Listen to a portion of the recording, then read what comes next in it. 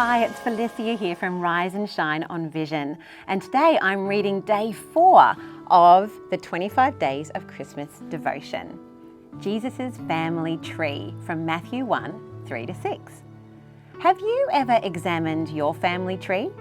A family tree is a diagram that shows all the individuals who make up your family, from your great-great-great-grandparents all the way to you. Some people love to research their family tree because they find out who they came from and who they're related to.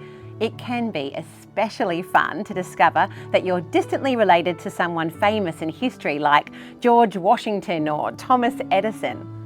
You might think that Jesus' family tree would be full of some of the wisest and most influential and most righteous people who ever lived.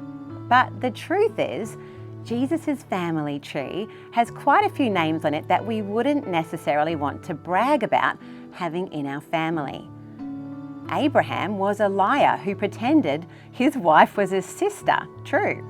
Jacob was a cheater who stole his brother's birthright. And though David was a king, he was also an adulterer and a murderer. Perhaps the most surprising person to appear on Jesus' family tree is Rahab, David's great-great-grandmother. In Jesus' time, Jewish culture didn't regard women very highly, so it's surprising that Rahab is mentioned in Jesus' genealogy at all.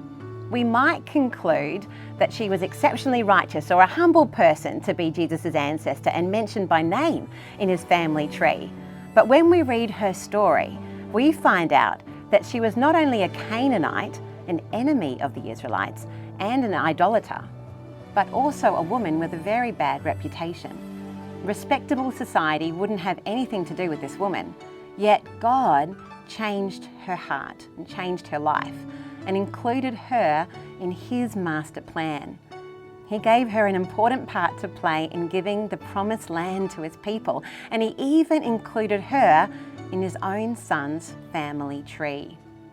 None of the names in the first chapter of Matthew are there by accident.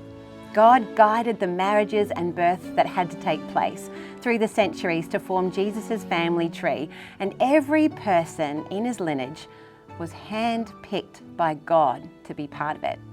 I'm willing to bet that most of these people had no idea during their lifetimes of the way God was using them in his much bigger plan to save the world. That's an important truth for us to remember.